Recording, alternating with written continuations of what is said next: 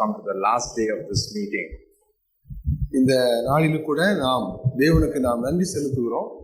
இந்த கடைசி நாள் கூட்டங்களிலே கூட நம்மை கர்த்தர் கொண்டு வந்து நிறுத்தி இருக்கிறதற்காக. I believe that the Lord has sown the seed and I expect the fruit from your own life. நான் விசுவாசிக்கிறேன், தேவன் உங்களிடத்துல என்ன எதிர்பார்க்கிறாரோ அவ்விதமான கனியை உங்களிடத்திலிருந்து நிச்சயமாக கிடைக்கும் என்று. Never try to keep the message or the word on your head. It has to come down to your heart and it has to be practiced in your practical life. ஒருபோதும் செய்தியை நீங்கள் உங்களுடைய மூளை அறிவிலே நீங்கள் நிறுத்தி விடாதிருங்கள். அதை உங்களுடைய இருதயத்திலே பதியுங்கள். கேட்ட செய்தியை உங்களுடைய வாழ்க்கையிலே கை கொண்டு நடவுங்கள். அது நிச்சயமாக உங்களை கனியுள்ளவர்களாக மாற்றும். The Lord is looking for practical Christians, not theoretical Christians. தேவன் நம்மை ஒரு செயல்படுகின்ற ஒரு கிறிஸ்தவர்களாக அவர் நம்மை எதிர்பார்க்கிறார். And the overcomers in this world are going to be ones who practice the word of God, not learn the word of God. யார் ஜெயம் பெற்றவர்களாக இருக்கிறார்கள் என்றால், யார் தேவனுடைய வார்த்தையை கேட்டு அதை தங்களுடைய வாழ்க்கையிலே கை கொள்வதற்கு மிக தீவிரமாய் இருக்கிறார்களோ அவர்கள்தான் ஜெயமுள்ள வாழ்க்கை வாழ்கிறார்கள். Should be your desire and my desire that on a daily basis that I practice God's word, not only in my personal life, with my family members, with my colleagues, with my neighbors, with the people around the world. ஆகவே தேவனுடைய வார்த்தையை ஒவ்வொரு நாளும் நம்முடைய வாழ்க்கையிலே நாம் கைக்கொள்ள நாம் அதிக ஜாக்கிரதையா இருப்போம். நம்முடைய குடும்பத்திலே, நம்முடைய நண்பர்கள் மத்தியிலே, நாம் வேலை செய்யும் இடங்களிலே, எல்லா இடங்களிலும் தேவனுடைய வசனத்தின்படி நடப்பதற்கு நாம் அதிக கவனமாய் இருப்போம். Remember this very well. You come into this world alone and you're going out of this world alone. ஒரே ஒரு காரியத்தை நீங்கள் ஞாபகப்படுத்திக் கொள்ளுங்கள். இந்த உலகத்திற்கு நீங்கள் தனியாகத்தான் வந்தீர்கள்.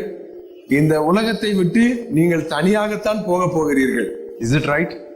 இது சரிதானா? Between my birth and my death, there are many things which happen.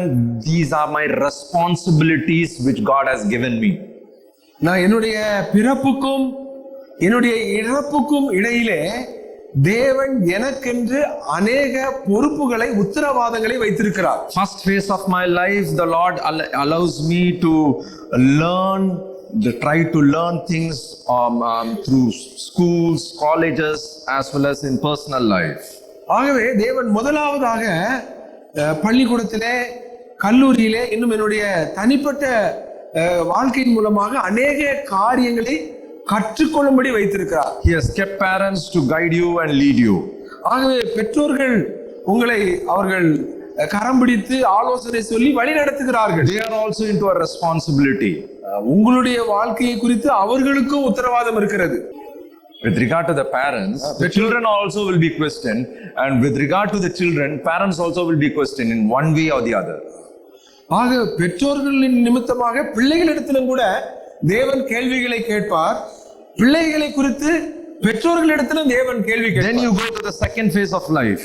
இப்பொழுது நாம் இரண்டாம் வாழ்க்கைக்கு நாம் வருகிறோம். Where the Lord gives you a soulmate. இப்பொழுது தேவன் உங்களுக்கு ஒரு துணையை கொடுக்கிறார். And there is also a responsibility there. ஆகவே திருமண துணை என்பது இன்னொருவரை குறித்து அவர்களுக்கு உத்தரவாதம் இருக்கிறது. So there is a responsibility which happens between two people. ஆகவே கணவன் மனைவிக்கும், மனைவி கணவனுக்கும் திருமணத்தின் மூலமாக பொறுப்புள்ளவர்களாக மாறுகிறார்கள். Then there is another responsibility which comes. ஆகவே இப்பொழுது அடுத்த ஒரு உத்தரவாதம். And in that responsibility, children are given if it is allowed by God. ஆகவே இப்பொழுது தேவன் என்ன செய்கிறார்? பிள்ளைகளை அவர் பலனாக, சுதந்திரமாக கொடுத்து இன்னொரு உத்தரவாதத்தை அவர் கொடுக்கிறார். There is a responsibility there, how I bring my children in the ways of the Lord. ஆகவே அந்த பொறுப்பு என்ன? இந்த பிள்ளைகளை கர்த்தருடைய வழியிலே நடத்துவதற்கு என்னுடைய உத்தரவாதம் என்ன? Once the children are getting settled, then you go into the next phase of life. ஆகவே இந்த பிள்ளைகள் அடுத்த வாழ்க்கை முறைக்கு செல்கிறார்கள். where they are settled in life, they see their children following them and they know that whatever they have taught, they are implementing. ஆகவே இவர்கள் அடுத்த இந்த பிள்ளைகள் என்ன செய்கிறார்கள்? எதை அவர்கள் பெற்றோரிடத்திலே கற்றுக்கொள்கிறார்களோ அதை தங்களுடைய வாழ்க்கையிலே நடைமுறைப்படுத்துகிறார்கள். And you as grandparents are looking at them saying, oh, this is how I taught them and this is what they are following. ஆகவே அவருடைய வயதான அந்த தாத்தா பாட்டி பார்க்கிறார்கள், அவர்களிடத்திலிருந்து கற்றுக்கொண்டு அதை நடைமுறைப்படுத்துகிறார்கள். That is another phase of life. இது இன்னொரு வாழ்க்கை தரமா இருக்கிறது. And in the midst of all this, around it, the Lord says, serve me.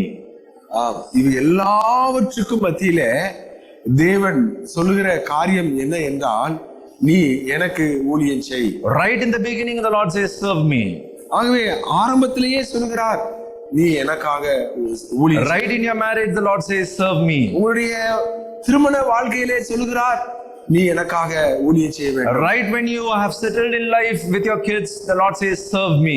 இப்பொழுது தேவன் உங்களுக்கு பிள்ளைகளை கொடுத்து ஆசீர்வதித்து விட்டு சொல்லுகிறார், நீ எனக்கு ஊழியம் செய். Now you have settled as grandparents, the Lord says, serve me. இப்பொழுது உங்களுக்கு ஆண்டவர் வயதான அந்த காலத்திலே பேர குழந்தைகளை கொடுத்து அப்பொழுது சொல்லுகிறார், நீ எனக்காக ஊழியம் செய். Now if you think that I have to only serve the Lord, நீங்கள் நான் இப்படி தேவனுக்காக மட்டும் நான் ஊழியம் செய்தால், the Lord will say, I will not approve your work. ஆண்டவர் உங்களுடைய ஊழியத்தை அங்கீகரிக்க மாட்டார். Many times, அநேக வேளைகளிலே many people who come to me for counsel, they say that I'm into ministry, I have decided to serve the Lord 100%. ஆக அநேக முறைகளிலே என்னிடத்திலே ஆலோசனைக்கு வருகிறவர்கள் சொல்லுகிறார்கள், நான் ஆண்டவருக்காக 100% ஊழியம் செய்வதற்கு நான் விருப்பமா இருக்கிறேன் என்று. I am doing it 100%. I'm doing it. ஆனால் அதை 100% செய்து கொண்டிருக்கிறேன். I said, I normally say them that you are doing the wrong thing. நான் அவர்களுக்கு சொல்லுகிற காரியம் என்ன தெரியுமா? நீங்கள் தவறான ஒன்றை செய்து கொண்டிருக்கிறீர்கள். Have you taken care of your wife? உங்களுடைய மனைவியை நீங்கள் கவனமாக பார்த்து கொண்டீர்களா? Have you taken care of your children? உங்களுடைய பிள்ளைகளை குறித்து தான் உங்களுடைய பொறுப்புகளை சரியாக நிறைவேற்றினீர்களா? Have you taken care of your parents? உங்களுடைய பெற்றோரை நீங்கள் நல்ல முறையில கவனித்துக் கொண்டீர்களா? Oh no, the Lord will take care. அவர்களை எல்லாம் தேவன் பார்த்துக் கொள்வார். If that was the case, there was no need for you to marry. அப்புறம் நீங்க திருமணம் முடிக்க வேண்டிய அவசியமே இல்லையே. There is no need to marry. நீங்கள் திருமணம் முடிக்க வேண்டிய The Lord will take care, right? ஆண்டவர் அவங்களை பொறுப்படுத்திக் கொள்வாரே. Never get into a myth or thinking that the Lord will do it what you have to do.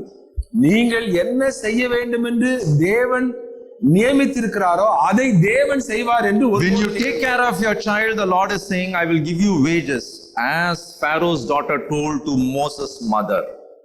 நான் இந்த பிள்ளையை எனக்காக வளர்த்திடு, நான் உனக்கு சம்பளம் தருகிறேன் என்று பார்வோன் குமாரத்தி மோசேயை வளர்ப்பதற்காக மோசேயின் தாயினிடத்திலே சொல்லுகிறாள். And that's how the Lord is also going to tell you. அதைத்தான் தேவன் நம்மிடத்திலே சொல்லுகிறார். When you take care of your wife in the proper way, surrendering yourself, being the head of the house, wife as a submissive wife, you build a God's family. The Lord says that is a responsibility, that is also a ministry. ஆகவே நாம் இவ்விதமாக ஒரு நல்ல கணவராக இருந்து நம்முடைய குடும்பத்துக்கு நாம் செய்ய வேண்டிய பொறுப்புகளை கடமைகளை நாம் சரியானபடி நாம் செய்து ஒரு நல்ல ஒரு மனைவியாக இருந்து கணவனுக்கு எல்லா இடங்களிலும் கீழ்ப்படிந்து நாம் அலங்கரித்து நம்முடைய குடும்பத்தை நாம் கட்டி அதன் அடிப்படையிலே நாம் செய்கிற ஊழியங்களை தேவன் அபரிவிதமாய் If you are not the head of the family, that means you are not doing the role in the family. ஒரு குடும்ப தலைவன் என்கின்ற முறையிலே நீங்கள் குடும்பத்தின் தலைவராக நீங்கள் இல்லாவிட்டால் நீங்கள் உங்கள் குடும்பத்திலே செய்ய வேண்டிய கடமையை பொறுப்பை நீங்கள் நிறைவேற்ற தவறிவிட்டீர்கள். If you don't do the priestly ministry in the house of taking care of the spiritual environment, you fail as a husband.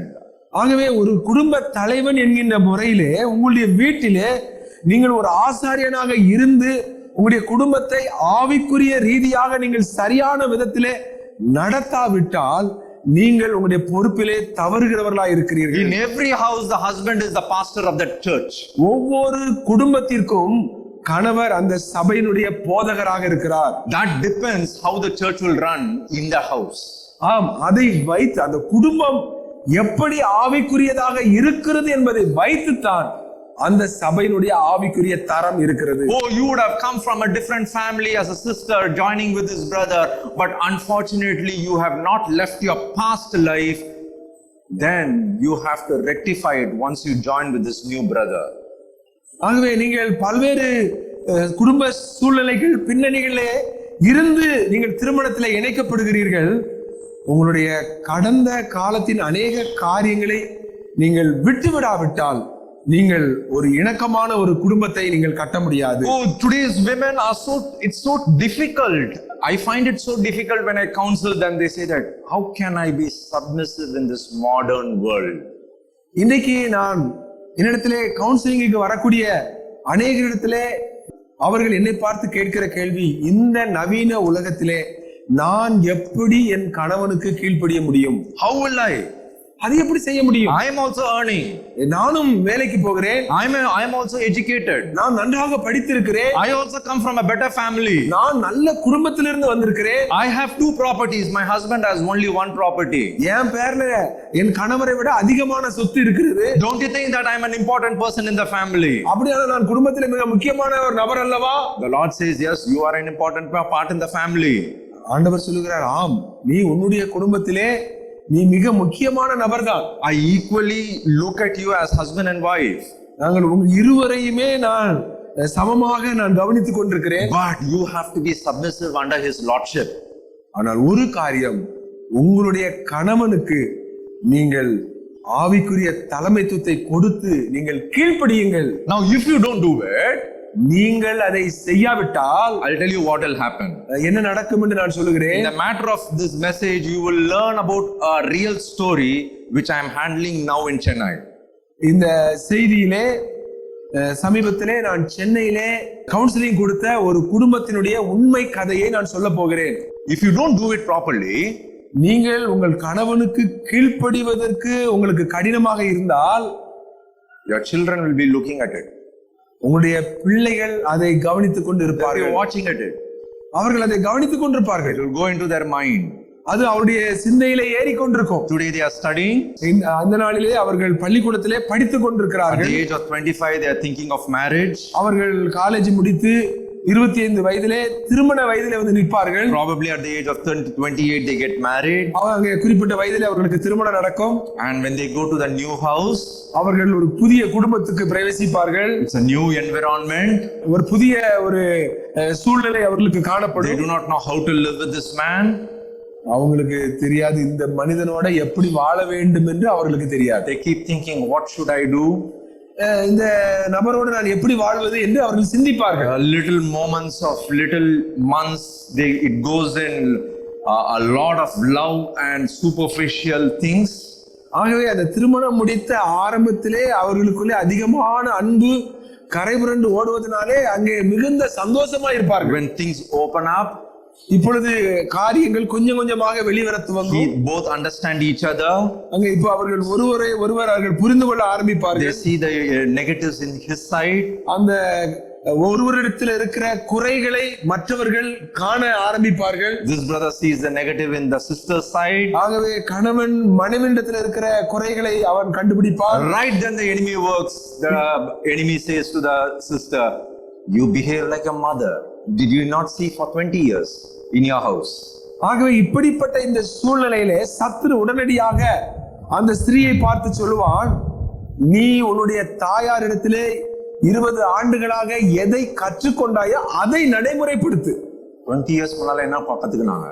உங்க 20 வருஷத்துக்கு முன்னால நீ என்ன கற்றுக்கொண்டாய்? ஹஸ்பண்டுக்கு சப்மிஸ்ஸா இருக்கக்கூடாது, கணவனை எதிர்த்து பேசணும், கணவனோட மல்லுக்கு நிக்கணும். 20 வருஷம் அப்புறம் படிச்சிருக்கே மாட்டாங்க ஸ்கூல்லயும் காலேஜ் இத, ஆனா அப்படியே அடுத்த ஜெனரேஷன் ஃபாலோ ஆகணும். எந்த பள்ளிக்கூடத்திலும் எந்த காலேஜிலும் கணவனுக்கு எதிர்த்து நில்லுங்க, கணவனை குறித்து முறுமுறுத்து கொண்டு குறை சொல்லி கொண்டிருங்கள் என்று கற்றுக் கொடுப்பதில்லை. ஆனால் இந்த பிள்ளைகள் குடும்பத்திலிருந்து அதை கற்றுக்கொண்டு தங்களுடைய குடும்ப வாழ்க்கையிலே அதை நடைமுறைப்படுத்துவார்கள். பார்த்திருக்கீங்களா இல்லையா? இந்த காரியம் நான் சொல்றது உண்மையா இல்லையா? அப்படியே பண்ணுவாங்க. அவங்க பெற்று வீட்டிலே என்ன அவர்கள் தன்னுடைய தாயினிடத்திலே பார்த்தார்களோ அதை அப்படியே தங்களுடைய வாழ்க்கையிலே பிரதிபலிப்பார்கள். So what the brother will do? இப்பொழுது சகோதரன் என்ன செய்வார்? Satan will enter into his mind. சகோதரனிடத்திலே சாத்தான் வருவான். Oh, why I can't use the Bible now to handle my wife. 20 years back, how did my father handle my mother? இந்த Bible வசனத்தை சொல்றேன் கேட்க மாட்டேங்கிறா, கையாள முடியல. சரி, எப்படி இவளை அடக்கலாம்? ஓ, என்னுடைய தகப்பனார் எப்படி என்னுடைய குடும்பத்தை, என்னுடைய தாயாரை அடக்கினார்? ஓ, அவர் தொடப்பக்கட்டை தானே யூஸ் பண்ணாரு. அவர் எதுக்கு எடுத்தாலும் விளக்குமாறு தொடப்பக்கட்டை எடுத்து தானே அடிப்பார். எல்லாத்துக்கும் அதுக்கு தானே அடிப்பாரு. எதுக்கு எடுத்தாலும் அடிப்பாரு. நம்ம நல்லா சாப்பிடுறோமே, நம்ம நல்லா சாப்பிடுறோமே, தொடப்பக்கட்டை எங்க? தொடப்பக்கட்டையை எடுத்து இவனுக்கு அடி கொடுத்தா தான் இவ கீழ்ப்படிவா. இவர் எந்த காலேஜ்ல படிச்சாரு? இது இவருக்கு எந்த கல்லூரியிலயும் இதை கற்றுக் கொடுத்தாங்க? பாளையங்கோட்டை சென்ட் ஜோசப்ல படிச்சாரா? தொடப்பக்கட்டை எடுக்கணும். பாளையங்கோட்டை சென்ட் ஜோசப் மிக புகழ்பெற்ற அந்த கல்லூரியில இப்படி மனைவிய கண்ட்ரோல் பண்றதுக்கு கம்பெடுத்து அடிக்கணும். எங்க படிச்சாரு? எங்க படித்தார்? 20 years back, 20 ஆண்டுகளுக்கு முன்பாக father behaved to his mother, to his wife. Other next generation follows it because they own that's what they saw it. ஆகவே 20 ஆண்டுகளுக்கு முன்பாக தன்னுடைய தகப்பனார் தன்னுடைய தாயார் இடத்திலே எப்படி அவர் மாம்ச பிரகாரமாக கடினமாய் நடந்தார் என்பது அவருடைய சிந்தையில இருந்தது. ஆகவே அதே காரியத்தை தன்னுடைய மனைவியிடத்திலே அவர் செயல்படுத்துகிறார். And it goes on day in and day out. இது தினம் தினம் இந்த காரியம் நடந்து கொண்டே இருக்கிறது. Once the children come, இப்பொழுது பிள்ளைகள் வருகிறார்கள். They say that, oh, God has blessed me with children. ஆகவே அவங்களுக்கு ரொம்ப சந்தோஷம், தேவன் ஒரு குழந்தையை கொடுத்து எங்களை ஆசீர்வதித்து விட்டார். And once they come, இப்பொழுது அவர்கள் பிள்ளைகள் வந்து, oh, they think that, okay, let's concentrate on the children. There is no use of concentrating on my husband. ஆகவே இனிமே நல்லதா போச்சு, பிள்ளைகள் வந்துட்டாங்க, இனிமே பிள்ளைங்களை நம்ம வச்சுக்கிட்டு நம்ம என்ன செஞ்சலாம், நம்ம காலத்தை. Many people who come to me, இந்த நபர் நமக்கு தேவையில்லை. Many people who come to me say that, oh man, சந்தோஷமே என் பிள்ளைங்க தான். பிரதர், என்னுடைய உலகமே என் பிள்ளைங்க தான். அவர் ஒரு கொசு மாதிரி தான். அவர் வந்து சுத்த வேஸ்ட்டுங்க.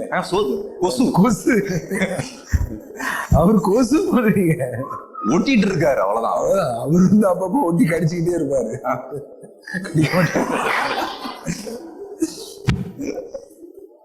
And it goes on, life goes on. ஆகவே இவ்விதமாக இந்த குடும்ப வாழ்க்கை போய்கொண்டிருக்கிறது. And once it comes to the last end, இப்பொழுது இந்த குடும்பத்தினுடைய முடிவு வரப்போகிறது. Children have gone out of the house.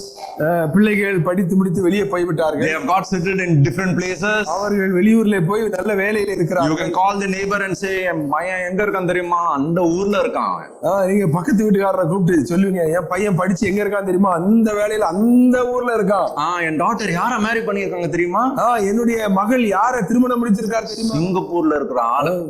சிங்கப்பூர்ல இருக்கிற ஆளு.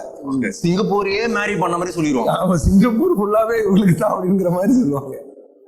Both the husband and wife, ஆனால் கணவன் மனைவிக்கு இடையிலே they don't speak. அவங்க பேசவே மாட்டாங்க. They become spiritual. அவங்க ரொம்ப ஆவிக்குரியவர்களாக மாறிவிடுவார்கள். கடைசி நாட்கள்ல தான் நிறைய பேர் என்கிட்ட வருவாங்க, நான் ஸ்பிரிச்சுவலா இருக்கேன் பிரதர் அப்படி சொல்லுவாங்க. கவுன்சிலிங்காக கடைசி நாட்கள்ல வயதான கொஞ்சம் ஸ்டேஜ் தாண்டி வர்றவங்க சொல்லுவாங்க, பிரதர் நான் இப்பதான் ரொம்ப ஆவிக்குரியவனா இருக்கிறேன் அப்படின்னு சொல்லுவாங்க. பயங்கர ஸ்பிரிச்சுவல். நான் இப்ப ரொம்ப ஹை ஸ்பிரிச்சுவலா மாறிட்டேன். அது வரைக்கும் பட்டு சாரி போட்டுட்டு இருந்தாங்க, சடனா ஒயிட் அண்ட் ஒயிட் தான் போடுறாங்க. இப்போ நான் வந்து பட்டு சாரி எல்லாம் நான் கட்டுறதுல நான் வெள்ளை சாரி தான் கட்டுறேன். I will spend lot of time in the presence of the Lord. ஆகவே நான் அநேக நேரங்கள் ஆண்டவருடைய சமூகத்துல உட்கார்ந்து மணிக்கணக்கில் ஜெபிக்க ஆரம்பிச்சேன். ஹஸ்பண்டுக்கு இது கொடுத்தீங்களா? கணவருக்கு காலையில டிஃபன் கொடுத்தீங்களா? அவர் பாத்துப்பாரு. அது கர்த்தர் பாத்துக்குவாரு. அவர் பாத்துப்பாரு. அவர் பாத்துக்குவாரு. நமக்கு அதெல்லாம் இல்ல பிரதர். ஏன்னா குழிக்கு போறதுக்கு முன்னால நம்ம சரியாகணும்ல. நம்ம கல்லறைக்கு போறதுக்கு முன்னால நம்ம ஆண்டவர்கிட்ட சரியாயிரணும். So much involvement. ஆகவே நான் இப்பொழுது தேவனோட ரொம்ப நெருங்கி ஜீவிக்கிறேன். அப்ப சிஸ்டர், நீங்க அந்த பழைய லைஃப பாத்தீங்களா? உங்களுடைய அந்த பழைய கடந்த கால வாழ்க்கை எப்படி இருக்கு? பிள்ளைங்க எப்படி இருக்காங்க? உங்களுடைய பிள்ளைகள் எப்படி இருக்கு? அது வருத்தமே இல்ல பிரதர். அது ஒரு பிரச்சனையே இல்ல பிரதர். அவர் பாத்துக்கிறாரு. அவர் பாத்துக்கிறாரு. நம்ம வேலையே இல்ல. அது நமக்கு வேலையே கிடையாது. Just imagine every responsibility as a kid lost. Every responsibility in marriage lost. Every responsibility in child bearing lost. every responsibility at the end of age lost. ஆகவே ஒரு குழந்தை பருவத்தில் இருந்து ஒவ்வொரு காரியங்களா அவர்கள் நிறைவேற்ற வேண்டிய ஒரு குழந்தை பருவமாக, ஒரு பெரியவராக, ஒரு பெற்றோராக, இன்னும் வயதான காலத்திலே செய்ய வேண்டிய ஒவ்வொரு பொறுப்புகளையும் கடமைகளையும் அவர்கள் நிறைவேற்ற தவறிவிட்டார்கள். And then they tell the Lord, Lord, we will do the ministry work of the Lord. My question is, how will you do the work of the Lord? ஆகவே இப்பொழுது நான் என்னுடைய கடைசி காலத்திலே நான் ஊழியங்களைத்தான் அதிகமாக நான் செய்து கொண்டிருக்கிறேன் என்று நீங்கள் சொல்லலாம். ஆனால் எப்படி நீங்கள் தேவனுடைய ஊழியத்தை செய்ய முடியும்? All this responsibility which God has given is a ministry. உங்களுடைய வாழ்க்கையிலே ஒவ்வொரு கட்டத்திலும் நீங்கள் நிறைவேற்ற வேண்டிய பொறுப்புகளை சரியான விதத்திலே நீங்கள் நிறைவேற்றினால்தான் நீங்கள் தேவனுடைய ஊழியத்தை செய்ய முடியும். If the husband is not going to take care of his wife, the Lord is going to ask, why did you marry? கணவன் தன்னுடைய மனைவிக்கு செய்ய வேண்டிய கடமையை அவன் சரியான விதத்திலே செய்யாமல் போகின்ற பொழுது தேவன் கணவனை பார்த்து கேட்பார், நீ ஏன் திருமணம் செய்தாய் என்று. If you have not supplied the money to take care of her needs, the Lord will ask, why did you tie the knot? உங்களுடைய பணத்தை உங்களுடைய மனைவியின் தேவைக்கு நீங்கள் சரியான விதத்திலே செலவு செய்யாவிட்டால் தேவன் கேட்பார், நீ ஏன் திருமண பந்தத்திலே இணைந்தாய் என்று. If the Lord has given you children and if you have not taken care of the children, the Lord will ask, as a husband, what is your contribution to the child's growth? உங்களுக்கு தேவன் பிள்ளைகளை கொடுத்திருப்பாரானால் அந்த பிள்ளைகளுடைய வளர்ச்சிக்காக நீங்கள் என்ன செய்தீர்கள் என்று தேவன் ஒரு தகப்பனாக உங்களிடத்திலே கேள்வி கேட்பார். That is a ministry. அதுதான் ஊழியம். That's one part of the ministry. அது ஊழியத்தினுடைய ஒரு முக்கியமான பங்கு. If you don't do that part, நீங்கள் அந்த ஊழியத்தை சரியான விதத்திலே செய்யாவிட்டால் you cannot cover it up with outside ministry. நீங்கள் வெளிப்படையான ஊழியங்களை நீங்கள் செய்ய முடியாது. You cannot do it. நீங்கள் அதை செய்ய முடியாது. If there is a real problem which has happened in the family, உங்களுடைய குடும்பத்திலே உண்மையான பிரச்சனை காணப்படுமானால் ask the Lord, repair my family.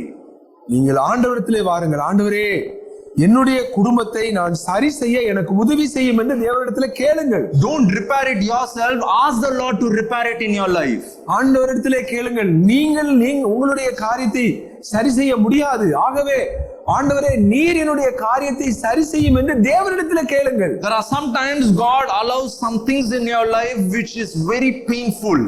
சில வேளைகளிலே அதிக வேதனையான காரியங்களை தேவன் உங்களுடைய வாழ்க்கையிலே அனுமதிக்கிறார். Sometimes it is to correct you. சில வேளைகளிலே அவைகள் உங்களை சரி செய்கிறதற்காக. Sometimes it is to raise a testimony.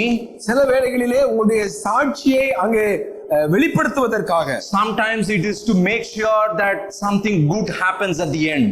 ஆகவே சில வேளைகளிலே நன்மையாக அந்த காரியங்கள் முடிவதற்காக சில வேதனையான சூழ்நிலைகளை தேவன் உங்களுடைய வாழ்க்கையிலே அனுமதிக்கிறார். You will never know why that problem indeed started.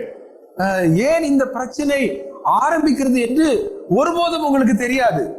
Why am I saying all this? நான் ஏன் இவைகள் எல்லாவற்றையும் உங்களுக்கு சொல்லுகிறேன்? I'm building it up to one important point called witness.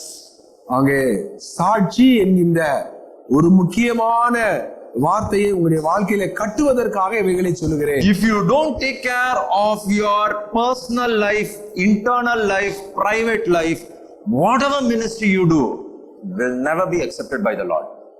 உங்களுடைய தனிப்பட்ட வாழ்க்கையிலே நீங்கள் தேவனுக்கு முன்பாக உண்மை உள்ளவர்களாக நீங்கள் காணப்படாவிட்டால் நீங்கள் வெளிப்படையாக செய்கிற எந்த ஊழியங்களையும் தேவன் அங்கீகரிக்க மாட்டார். Many times I keep thinking of some of the personalities in the world who went through a lot of turmoil in their family life, how God repaired it in His own way, although people never understood it. சில வேளைகளிலே சில குடும்பங்களிலே தேவன் தலையிட்டு அந்த குடும்பங்களை அவர் சரி செய்கிறவராக இருக்கிறார். ஏன் அந்த குடும்பத்திலே இப்படி நடக்கிறது என்று வெளியே உள்ளவர்களாலே புரிந்து கொள்ள முடியாது. You would love to comment, you would love to judge, but only the Lord and the person knows why this is happening. அந்த குடும்பத்திலே ஏன் காரியங்கள் அப்படி நடக்கிறது என்று ஒருவேளை நீங்கள் பலவிதமாக பேசலாம், நியாயம் தீர்க்கலாம். ஆனால் தேவனும் அந்த நபர் மட்டுமே அறிவார்கள் ஏன் தங்களுடைய வாழ்க்கையிலே இவ்விதமான ஒரு சூழ்நிலை தேவன் அனுமதித்திருக்கிறார். I love that question. Yen. I ask the Lord every time for every family who comes to me, why this is happening? Why this is happening? There will be a reason. Everyone doesn't have the same solution. There will be a different reason why the Lord has allowed it in each one's life.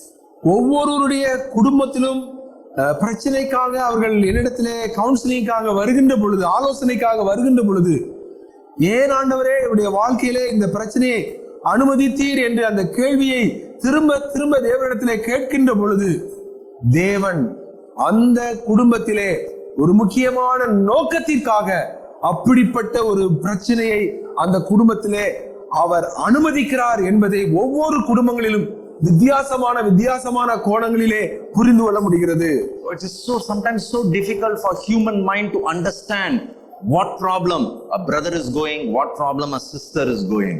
சில வேளைகளிலே சில குடும்பங்களிலே நடக்கிற அந்த பிரச்சனைகளை மனித ஞானத்தினாலே விளங்கிக் கொள்ள முடியவில்லை. Unless the Lord reveals it, gives a revelation, it cannot be solved at all.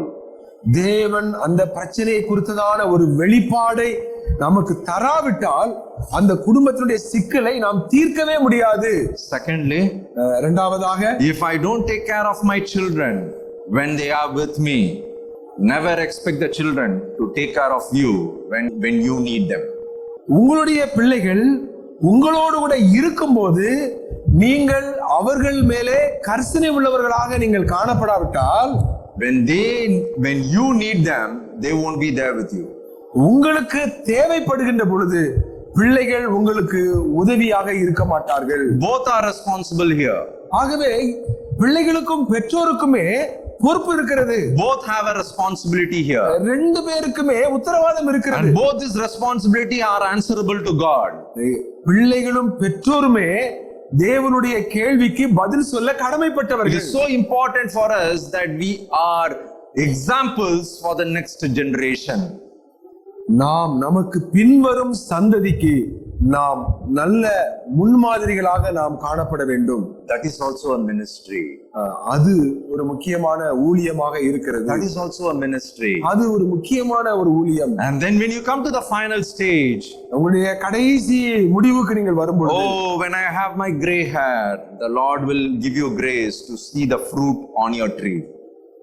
நீங்கள் உங்களுடைய அந்த கல்லறைக்கு நெருங்குகின்ற வேளையிலே உங்களுடைய வாழ்க்கையை நீங்கள் திரும்பி பார்த்து, ஆண்டவர் எனக்கு எவ்வளவு அதிகமான கிருபையை கொடுத்தார், அந்த கிருபையின் மூலமாக நல்ல கனிகளை என்னுடைய குடும்ப வாழ்க்கையிலே நான் உண்டு பண்ணி இருக்கிறேன் என்று நீங்கள் சொல்ல வேண்டும். In the Gospels, இந்த சுவிசேஷத்திலே the Lord is saying a parable there.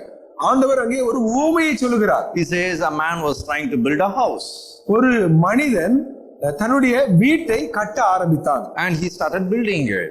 ஆகவே அவன் கட்ட ஆரம்பித்தான். But before he started building it, அவன் அதை கட்ட ஆரம்பிப்பதற்கு he முன்பாக went to his front room. அவன் தன்னுடைய முன் அறைக்கு சென்றான். He sat there. அங்கே உட்கார்ந்து He took a paper. ஒரு பேப்பரை எடுத்தான். He started writing the cost for it. ஆகவே இந்த வீட்டை கட்டுவதற்கு எவ்வளவு செலவு ஆகும் என்று அவன் மதிப்பீடு தயார் செய்தான். He makes all that cost. அந்த வீட்டிற்காக எவ்வளவு செலவு ஆகும் என்று எல்லா செலவுகளையும் அவன் எழுத ஆரம்பித்தான். Then he decides, let me build this house. ஆகவே இப்பொழுது பார்க்கிறான், இவ்வளவு பணம் நம்மிடத்தில் இருக்கிறதா, இந்த வீட்டை நம்மால் கட்ட முடியுமா என்று அதன் பின்பாக அவன் கட்ட ஆரம்பிக்கிறான். In spiritual life also you are building a house. நம்முடைய ஆவிக்குரிய வாழ்க்கையிலும் கூட நாம் ஒரு ஆவிக்குரிய கட்டடத்தை நாம் கட்டுகிறோம். You are supposed to sit and think, let me plan out with my Lord how to build my house. உங்களுடைய ஆவிக்குரிய வாழ்க்கையிலும் கூட நீங்கள் உட்கார்ந்து தேவனோடு கூட திட்டமிடுங்கள், எவ்விதமான ஆவிக்குரிய வாழ்க்கையை நான் கட்ட போகிறேன் என்று. What is the sacrifice which I should do? இந்த ஆவிக்குரிய வாழ்க்கையை கட்டுவதற்கு என்ன தியாகம் செய்வதற்கு நான் ஆயத்தமாக இருக்கிறேன். As a husband, what is the sacrifice which I should do? ஒரு கணவனாக நான் என்ன தியாகத்தை நான் செய்ய வேண்டும். As a wife, what should be the sacrifice which I should do? ஆகவே நான் ஒரு மனைவி என்கின்ற ஸ்தானத்திலே நான் எந்த தியாகத்தை இந்த குடும்பத்தை கட்டுவதற்கு ஆவிக்குரிய ரீதியாய் Ask the other person, is there anything which is obstructing our family life? Any character? Is there any character which is hindrance to our building? உங்களுடைய ஏதாவது கடினமான சுபாவங்கள் இந்த குடும்ப வாழ்க்கையை கட்டுவதற்கு தடையா இருக்கிறதா, மறைவா இருக்கிறதா? Both of them have to ask. கணவன் மனைவியை பார்த்து கேளுங்கள், மனைவி கணவனை பார்த்து If கேளுங்கள். you don't ask that question, இந்த கேள்வியை நீங்கள் ஒருவரை பார்த்து ஒருவர் கேட்காவிட்டால் how will you build that wall? எப்படி நீங்கள் அந்த அலங்கத்தை கட்ட முடியும்? How will you build that wall? எப்படி அந்த அலங்கத்தை கட்ட முடியும்? If you are building this beautiful wall, இந்த அருமையான சுவரை நாம் கட்ட வேண்டுமானால் I'm sure that they used bricks here. அங்கே செங்கல்கள் உபயோகப்படுத்தப்பட்டிருக்கிறது. Between the bricks, they made sure that cement is there. ஆக அந்த செங்கல்களுக்கு இடையிலே சாந்து அங்கே வைக்கப்பட்டிருக்கிறது. They didn't add cement just like that. They added sand and water to it to make it strong. அங்கே வெறும் cement மட்டுமல்ல, அந்த சிமெண்டோடு கூட மணலும் தண்ணீரும் அங்கே கலக்கப்பட்டு அங்கே இணைக்கப்படுகிறது. Did they add any plants there? செடிகளை அங்கே எதையாவது வைக்க முடியுமா? Or did they add any other sugar or salt into that building? அந்த சுவரை கட்டும் பொழுது எதையாவது செடியை கொண்டு நடுவாங்களா, அல்லது இனிப்பு அல்லது உப்பு எதையாவது போடுவாங்களா? Nothing. எதையுமே செய்ய மாட்டார்கள். All that is cut. எல்லாவற்றையும் அப்புறப்படுத்துவார்கள். Only cement, அங்கே சிமெண்ட், brick, செங்கல், water, தண்ணீர், sand, மணல், right proportion. சரியான கலவை. They build it. அந்த சுவரை கட்டுவார்கள். If I have to build my family life, என்னுடைய குடும்பத்தை நான் கட்ட வேண்டுமானால் there are some characteristics which are there in me. It should go out of my life. சில கடினமான சுபாவங்கள், இந்த செடியை போல உப்பு சீனியை போன்ற ஆகாத சுபாவங்களை நான் என்னுடைய வாழ்க்கையில இருந்து நான் தூர எரிந்து விட வேண்டும். There are some characteristics which are there, and sister has to go out. ஆகவே சகோதரி, உங்களிடத்திலிருந்து கூட அந்த தேவையில்லாத சுபாவங்களை, இந்த குடும்பத்தை கட்டுவதற்கு தடையா இருக்கிற சுபாவங்களை நீங்கள் வெட்டி எறிய வேண்டும். Authority should be there from the husband, but submission should be there in the wife. Right combination, the brick will be built. ஆகவே ஒரு குடும்ப தலைவன் என்கின்ற முறையிலே அங்கே ஆவிக்குரிய அதிகாரமாக கணவர் காணப்படுகிறார். மனைவி என்கின்ற முறையிலே கீழ்ப்படிதல் என்கின்ற அந்த ஒரு குணத்தின் மூலமாக சரியான சாந்து கலவையாக அந்த சுவர் கட்டப்படுகிறது. The wife is not a slave to the husband, nor the husband a ruler to the wife. They are in God's sight, both of them are equal. தேவனுடைய பார்வையிலே கணவனும் மனைவியும் இருவரும் சமமாய் இருக்கிறார்கள். கணவன் மனைவியின் மேலே அதிகாரம் செலுத்துவதற்கு அல்ல, மனைவி கணவனுக்கு ஒரு அடிமையாக அல்ல. This you have to keep in mind. இதை நீங்கள் உங்களுடைய மனதிலே வைத்துக் கொள்ளுங்கள். Yesterday I told you, work out your senses. நேற்று தினத்திலே தேவ பக்திக்கு ஏதுவாக முயற்சி பண்ணுங்கள் என்று சொன்னேன். Work out your senses. உங்களுடைய உணர்வுகளை நீங்கள் செயல்படுத்துங்கள். Your senses are not under the control of God. உங்களுடைய உணர்வுகள் தேவனுடைய கட்டுப்பாட்டுக்குள்ளே கொண்டு வரப்படாவிட்டால், not under the spirit of God, தேவ ஆவியானவருடைய ஆளுகைக்குள்ளே கொண்டு வரப்படாவிட்டால், the brick will never be placed there in your family life. அங்கே செங்கல் அங்கே வைத்து உங்களுடைய குடும்ப வாழ்க்கை கட்டப்பட முடியாது. How do you know it? இதை எப்படி அறிந்து கொள்ள முடியும்? Lord throws lot of opposition in different forms in our lifetimes. நம்முடைய குடும்பத்திலே தேவன் பலவிதமான எதிர்ப்பான சூழ்நிலைகளை பல திசைகளில் இருந்து அவர் அனுமதிப்பார். If a tree has to be strong, the wind only will prove whether the tree is strong or not. ஒரு மரம் வளருகிறது என்று வைத்துக் கொள்ளுங்கள், அந்த மரம் உறுதியா இருக்கிறதா இல்லையா அப்படின்னு ஒரு புயல் வரும்போது தான் தெரியும். I can't tell this tree which is standing in front of me, it's a very strong tree. ஒருவேளை நான் சொல்லலாம், இந்த எனக்கு முன்னால இருக்கிற இந்த வேப்பமரம் ரொம்ப உறுதியாக நிற்கிறது என்று. How will I know? எப்படி எனக்கு தெரியும்? By touching it will I know? நான் அதை தொட்டு சொல்ல முடியுமா? No. இல்லை. When the wind comes, அங்கே காற்று பயங்கரமாய் வரும்பொழுது doesn't move. அந்த மரம் உறுதியாக இருக்க வேண்டும். Very strong. அது உறுதியாக இருக்க வேண்டும். Every opposition is an opportunity to test my strength of dependence on God. உங்களுடைய குடும்பத்திலே வரக்கூடிய ஒவ்வொரு எதிர்ப்பின் தாக்குதல்களும் நான் தேவனுக்கு முன்பாக உண்மையான உத்தமமான ஒரு குடும்பமாக உறுதியாய் நிற்கிறோம் என்பதற்கான ஒரு சோதனை. If the Lord wants to build your house, the enemy also wants to break your house. தேவன் உங்களுடைய குடும்பத்தை கட்ட விரும்புகிறார், சத்துரு உங்களுடைய குடும்பத்தை இடிக்க விரும்புகிறார். You have to keep this in mind. இதை நீங்கள் மனதில் எப்பொழுதும் வைத்துக் கொள்ளுங்கள். Oh, I argued with my husband. நான் என்னுடைய கணவரோட வாக்குவாதம் செய்கிறேனா? Oh, the spirit of Eve has come into me. இப்பொழுது என்னுடைய குடும்பத்துக்குள்ளே சத்துரு எனக்குள்ளே வந்திருக்கிறார். Oh, I have to be very careful. நான் மிக ஜாக்கிரதையா இருக்க வேண்டும். Oh, I can't use this word against him. ஆகவே என்னுடைய கணவருக்கு விரோதமாக இப்படிப்பட்ட வார்த்தையை என் வாயிலே நான் உபயோகப்படுத்த Oh, கூடாது. my wife is suffering. I have not given money to her. என்னுடைய மனைவி ரொம்ப கஷ்டப்பட்டு கொண்டிருக்கிறார்கள், அவங்களுக்கு நான் எந்த உதவியும் நான் பணத்தின் மூலமாக செய்யாமல் இருந்தால், She is struggling with the children. பிள்ளைகளோடு கூட கடந்து கஷ்டப்பட்டு I have கொண்டிருக்கிறார். not contributed anything to my wife and children. ஆகவே அங்கே அதிக கஷ்டத்தில் இருக்கிற என்னுடைய பிள்ளைகளோடு சேர்ந்து நான் உதவி செய்ய நான் கடினமாக இருந்தால், I have not done my ministry. நான் என்னுடைய ஊழியத்தை செய்ய தவறிவிட்டேன். If that is so, how can life come out of me as a witness? இதன் மூலமாகத்தான் நம்முடைய வாழ்க்கையிலே ஜீவன் வெளிப்படுகிறது, அது சாட்சியாக இருக்கும். First witness is not to the world, but to the people inside the house. ஆகவே உங்களுடைய முதல் சாட்சி உலகத்திற்கு அல்ல, உங்களுடைய சொந்த குடும்பத்திலே உள்ள உங்களுடைய குடும்பத்தினருக்கு. Your children are watching you. உங்களுடைய பிள்ளைகள் உங்களை கவனித்துக்கிட்டு இருக்கிறார்கள். Your grandchildren are watching you. உங்களுடைய பேர பிள்ளைகள் உங்களை கவனித்துக் You கொண்டிருக்கிறார்கள். can't speak out and say you are doing wrong, but the learning has gone into their mind. This is how my father is. This is how my mother is. This is how they are building the house. நீங்கள் உங்களுடைய குடும்பத்தை தப்பான முறையிலே நீங்கள் கட்டுவீர்கள், ஆனால் உங்களுடைய பிள்ளைகள் உங்களுடைய பேர பிள்ளைகளுடைய மனதிலே அந்த தப்பான வழிமுறை பதிந்து கொண்டே இருக்கும். Every time I speak to an elderly person who is in our 70s, 80s, coming and saying, this is how my daughter-in-law, my father-in-law, or my son is behaving, I check their own life with their parents. It will be a reflection of the same thing. 60-70 வயதில இருக்கிற வயதான பெற்றோர்கள் தங்களுடைய பிள்ளைகளை குறித்து, தங்களுடைய பேர பிள்ளைகளை குறித்து அவர்கள் இப்படி இருக்கிறார்கள் என்று குறைபட்டு கொண்டு வரும் பொழுது நான் சொல்லுவேன், உங்களுடைய வாழ்க்கையை நீங்கள் பரிசோதித்து பாருங்கள் என்று. நம்முடைய வாழ்க்கையிலே நாம் என்ன தவறு செய்தோமோ அது நம்முடைய பிள்ளைகளுடைய வாழ்க்கையிலே வெளிப்படும். ஏன்னா அந்த காலத்துல நீங்க லெசனை படிக்கல, அதனால இந்த காலத்துல ஆண்டவர் என்ன பண்றாரு, லெசனை வேற ஒரு ஆள் மூலமா படிப்பிக்கிறாரு. உங்களுக்கு புரியுதா? உங்களுக்கு அன்றைக்கு தேவன் உங்களுக்கு கற்றுக் கொடுக்க விரும்பின அந்த பாடத்தை நீங்கள் கற்றுக்கொள்ள மறுத்து விட்டீர்கள்.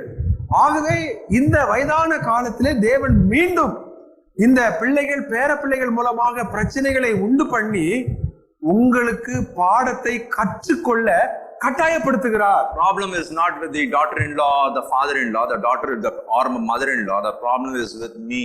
அநேக வேளைகளிலே நாம் அவர்கள் தான் பிரச்சனை, இவர்கள் தான் பிரச்சனை என்று நம்முடைய குடும்பத்தார் மேலே நாம் பிரச்சனையை போடுகிறோம். ஆனால் தேவன் என்ன சொல்லுகிறார், பிரச்சனை அவர்கள் மேல் அல்ல, நீதான் மனம் திரும்ப வேண்டும் என்று You will சொல்லுகிறார். say, my daughter-in-law was not in my house.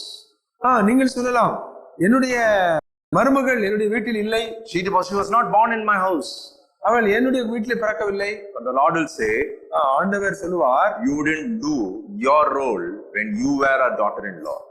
நீ மருமகளாக இருந்த பொழுது நீ எதை செய்ய தவறினாயோ அதைத்தான் உன்னுடைய மருமகளாக வருகிறவள் உனக்கு முன்பாக செய்வாள். When you sit and see the movie, arey, my life is like a movie in her. என்னடா நீங்கள் சற்று நல்லா உற்று கவனிச்சு பாருங்க, உங்களுடைய படம் உங்களுடைய மருமகள் வாழ்க்கையிலே ஓடிக்கொண்டிருக்கும். நீங்கள் மருமகளாக இளம் வயதிலே உங்கள் மாமியாரிடத்திலே எப்படி நடந்து கொண்டீர்களோ அதைத்தான் உங்கள் மருமகளாக வருகிற மருமகள் உங்களுக்கு முன்பாக நடந்து காட்டுவாள். Prayerfully I told that elderly sister, நான் ஜெபத்தோடு கூட வயதான சகோதரிகளுக்கு நான் சொல்வதுண்டு, you set right your personal life. ஆகவே இந்த வயதான காலத்திலே நீங்கள் உங்களுடைய தனிப்பட்ட வாழ்க்கையை சரி செய்யுங்கள். Ask the Lord to repair your life. ஆண்டவரிடத்துல கேளுங்கள், ஆண்டவரே என்னுடைய வாழ்க்கையை சரி செய்யும் என்று. ஒரு வார்த்தை சொல்ல வேண்டாம் மருமக கிட்ட, மருமக சேஞ்ச் ஆறாளா இல்லையா நீங்க பாருங்க. நீங்க மருமகள் சரியில்லைன்னு சொல்லி மருமகளை குறை சொல்ல வேண்டாம். அவள் சரியாக வேண்டும் என்று நீங்கள் அவளுக்கு ஆலோசனை சொல்ல வேண்டாம். நீங்கள் தேவ சமூகத்தில் அமர்ந்து ஆண்டவரை என்னை சரி செய்யும் என்று தேவன் சரி செய்வதற்கு உங்களை ஒப்புக் கொடுங்கள். அப்பொழுது நீங்கள் மாறுகின்ற பொழுது உங்களுடைய மருமகளிடத்திலே அநேக மாற்றங்களை நீங்கள் ஒரு வார்த்தை கூட சொல்லாமல் அதை காண முடியும். Oh brother, if your son is behaving in a different way, don't tell him that your daughter-in-law, his wife is wrong. Check your own life. It is a reflectant in your son. ஆகவே என்னுடைய மகன் இப்படி செய்கிறான், என்னுடைய மருமகள் இப்படி செய்கிறாள் என்று நீங்கள் அவர்கள் மீது குறைவுபட வேண்டாம். அவ்விதமாக உங்களுடைய பிள்ளைகள் உங்களுக்கு முன்பாக கலகம் பண்ணுகின்ற பொழுது நீங்கள் உங்களை தேவ சமூகத்திலே ஒப்பு கொடுத்து ஆராய்ந்து பாருங்கள். ஆண்டவரே என்னுடைய வாழ்க்கையை சரி செய்யும் என்று கேளுங்கள். In the book of Isaiah, you find the people of Israel doing sin. ஏசாயா தீர்க்கதரிசியுடைய புத்தகத்திலே இஸ்ரவேல் ஜனங்களுடைய பாவங்களை நாம் பார்க்கிறோம். Isaiah is crying from chapter 1. ஏசாயா 1ஆம் அதிகாரத்தில் இருந்து அவர் அழ ஆரம்பிக்கிறார். And the Lord is saying, I can't accept your sacrifice. ஆண்டவர் சொல்லுகிறார், உங்களுடைய பலிகளை எல்லாம் நான் அங்கீகரிக்க மாட்டேன். I won't accept your family. உங்களுடைய குடும்பத்தை நான் அங்கீகரிக்க I மாட்டேன். won't accept your worship. உங்களுடைய ஆராதனைகளை நான் ஏற்றுக்கொள்ள I மாட்டேன். won't hear your prayer. உங்களுடைய ஜெபத்தை நான் காது கொடுத்து கேட்க மாட்டேன். See the stiff-hearted heart you have. ஆகவே உங்களுடைய இருதயங்கள் கடின இருதயமாய் இருக்கிறது. How evil you are. நீங்கள் எவ்வளவு தீமையானவர்கள். How you went and after Baal worship. ஆகவே நீங்கள் எப்படி பாகாலை நீங்கள் வணங்கி கொண்டிருக்கிறீர்கள். How you behave like Amorites. அங்கே நீங்கள் விதமாக அந்நிய விக்கிரகங்களை வணங்கி கொண்டிருக்கிறீர்கள். How you followed their practices. அங்கே அந்த விக்கிரக ஆராதனையை எப்படி நீங்கள் தீவிரமாய் பின்பற்றுகிறீர்கள். Same sin. அதே பாவம் எக்ஸடஸ்லயும் அது. யாத்ராகமத்துல இதே பாவம் தான் இருக்குது. இதுல இருந்து லெசன் புரிஞ்சுச்சா உங்களுக்கு? இப்போ என்ன சொல்ல வாரணும் உங்களுக்கு புரியுதா? எக்ஸடஸ்ல தாத்தா பண்ண காரியமே great grandson is doing it in the book of Isaiah. யாத்ராகமத்துல அவர்கள் முன்னோர்கள் என்ன தப்பு செய்தாங்களோ அதே பாவத்தை பல 100 ஆண்டுகள் கழித்தும் அவருடைய சந்ததியார் அதே பாவத்தை அவர்கள் ஏசாயா தீர்க்கதரிசி காலத்திலேயே செய்கிறதை நாம் பார்க்கிறோம். In the book of Exodus they went into the wilderness. அங்கே யாத்ராகமத்தின் புத்தகத்திலே அவர்கள் வனாந்தர பிரயாணத்திலே இருந்தார்கள். They had manna from heaven. அவர்கள் பரலோகத்திலிருந்து மன்னா அவர்களுக்கு கிடைத்தது. They had water from the rock. அங்கே தண்ணீர் கன்மலையை பிளந்து வந்தது. They saw the angels fighting the battle for them. இஸ்ரவேல் ஜனங்களுக்காக தேவ தூதர்கள் யுத்தம் செய்தார்கள். And it was a miraculous way the Lord led them 40 years. 40 ஆண்டுகளும் அதிசயமாய் அற்புதமாய் தேவன் அவர்களை வழிநடத்தினார். But they did one thing. They mixed with the people who were there around. அவர்கள் அந்நிய ஜாதிகளோட கலந்து they lived their life. தங்களுடைய வாழ்க்கை முறையை வாழ்ந்தார்கள். அதுடைய ஆசை எல்லாம் இங்க வந்துச்சு. அந்நிய ஜனங்களை பார்த்து அவங்களை அப்படியே ஃபாலோ பண்ணாங்க. They carried the law, but they also carried them in their heart. அவர்கள் தேவனுடைய கற்பனையை தங்களுடைய கைகளிலே பெற்றிருந்தார்கள். ஆனால் அந்நிய ஜாதியாருடைய பழக்க வழக்கங்களை தங்களுடைய இருதயத்திலே ஏற்றி விட்டார்கள். You come to the book of Deuteronomy. நாம் உபாகமத்தின் புத்தகத்துக்கு வரும்பொழுது Lord judges them. தேவன் அவர்களை நியாயம் தீர்க்கிறார். He gets angry with them. அவர்கள் மேலே தேவன் கோபப்படுகிறார். Lord says, I provided so many things in the wilderness. Why are you doing like this? நான் உங்களுக்கு வனாந்திரத்திலே அநேக நன்மையான காரியங்களை நான் செய்திருந்தும் ஏன் இப்படி விக்கிரக ஆராதனை செய்தீர்கள் என்று தேவன் அவர்களை பார்த்து கேள்வி கேட்கிறார். The book of Deuteronomy, it is the third generation. உபாகமத்தின் புஸ்தகம் 3வது தலைமுறை. How did the third generation know what the first generation did?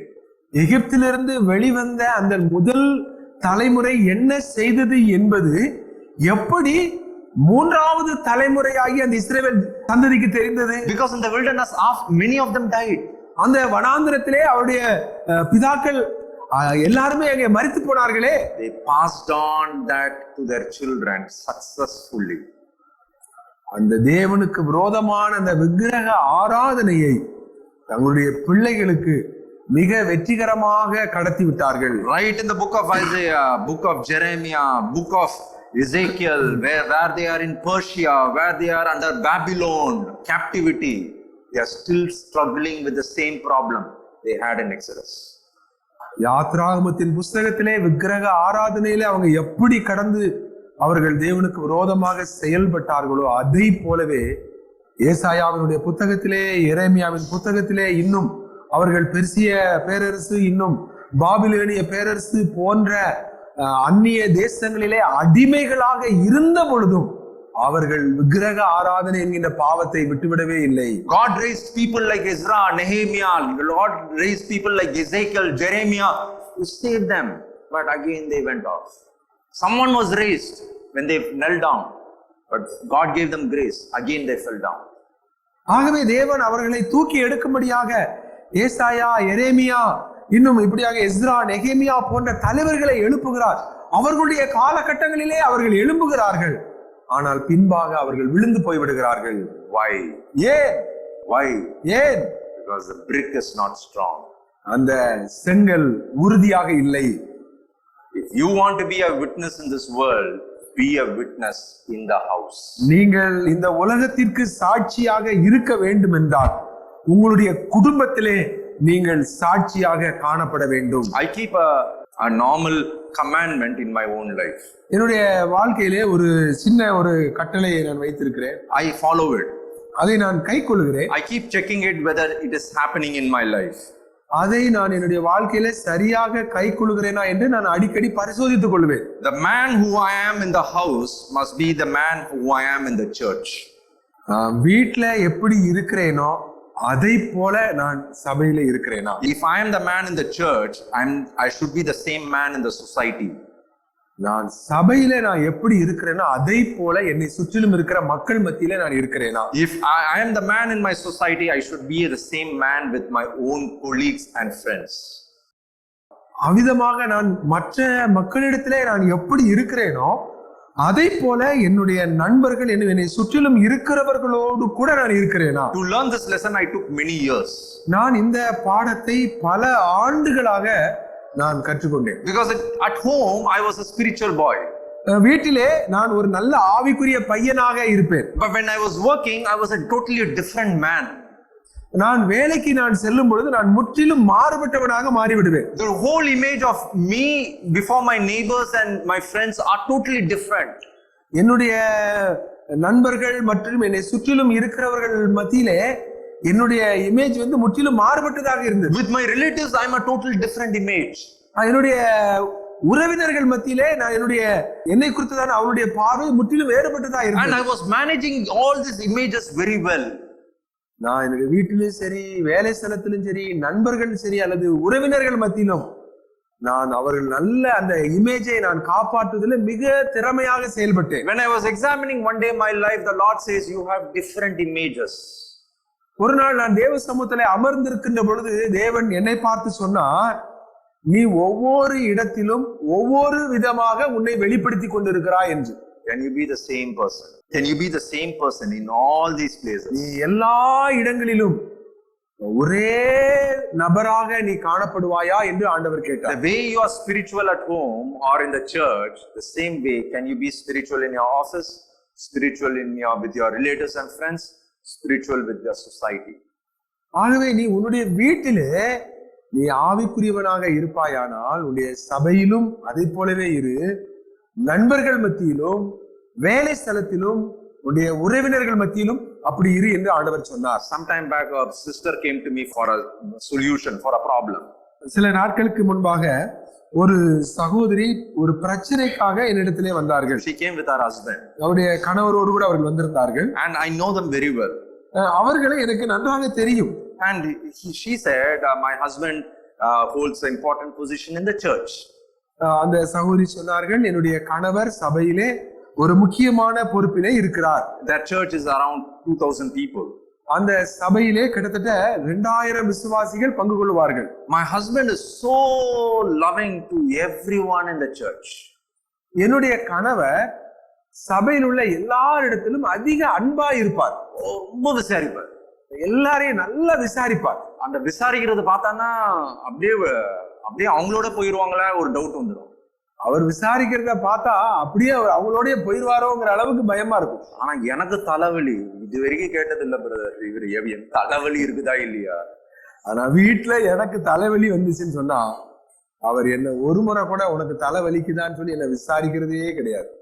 எனக்கு போன மாசம் ஜாண்டிஸ்ல படுத்தேன், ஹாஸ்பிட்டலுக்கு ஒரு நாள் தான் வந்தாரு. போன மாதம் நான் மஞ்சள் காமாலையினால நான் ஹாஸ்பிட்டல்ல நான் பெட்ல அட்மிட் ஆனேன். ஒரே ஒரு தடவை தான் என்ன பார்க்க வந்தார். அந்த பிரதரும் அந்த சிஸ்டரும் ஹாஸ்பிட்டல் இருந்தாங்க பாருங்க, காலையிலயும் நைட்டும் போயிட்டு வந்தாரு. ஆனா அந்த குடும்பத்துல எப்படி உடம்பு சரியில்லாம இருந்தாங்க, காலையிலும் போறாரு சாயந்தரமும் போய் பார்க்க போறாரு. He prepares food and goes. சாப்பாடை கூட ரெடி பண்ணி கொண்டு போறாரு பிரதர். வீட்டுக்கு வெறும் காய்கறி தான், வீட்டுக்கு வெறும் காயை விட்டு தான் வாங்கி. ஏன் நீ போய் குக் பண்ணு, நீ போய் சமையல் பண்ணு. Two different characters. வீட்டுல ஒரு மாதிரி இருக்கிறாரு, சபையில ஒரு மாதிரி இருக்கிறாரு. Two different characters. ரெண்டு வித்தியாசமான குணநலன்கள். How is your witness in the house? உங்களுடைய சாட்சி உங்களுடைய குடும்பத்துல எப்படி இருக்கிறது? It's a question which you and I should ask on a moment by moment basis. இந்த கேள்வியை நீங்கள் உங்களை பார்த்து ஒவ்வொரு கட்டத்திலும் திரும்ப திரும்ப கேளுங்கள். Now come to the word of God. தேவனுடைய வார்த்தைக்கு நேராக வாருங்கள். In verse 14, the God of our fathers has chosen you that you should know his will and see the just one and hear the voice of his mouth, for you will be his witness to all men of what you have seen and heard. அப்பொழுது அவன் நம்முடைய முன்னோர்களின் தேவனுடைய திருவுளத்தை நீ அறியவும் நீதிபரரை தரிசிக்கவும் அவருடைய திருவாய்மொழியை கேட்கவும் அவர் உன்னை முன்னமே தெரிந்து கொண்டார். In Isaiah chapter 6, ஏசாயா 6ஆம் அதிகாரம் verse 9, வசனம் 9, he said, go and tell this people, keep on hearing but do not understand, keep on seeing but do not perceive. அப்பொழுது அவர், நீ போய் இந்த ஜனங்களை நோக்கி, நீங்கள் காதார கேட்டும் உணராமலும் கண்ணார கண்டும் அறியாமலும் இருங்கள் என்று சொல். Verse 9 says, go. வசனம் 9 சொல்லுகிறது, போ. If you are a witness in your personal life, you will have the strength to go. உங்களுடைய வாழ்க்கையிலே, அதாவது உங்களுடைய குடும்ப வாழ்க்கையிலே நீங்கள் சாட்சியாக இருந்தால் நீங்கள் தைரியமாக போய் ஊழியம் செய்யலாம். Many times I missed a lot of chances when God gave me chances to meet people to share the gospel.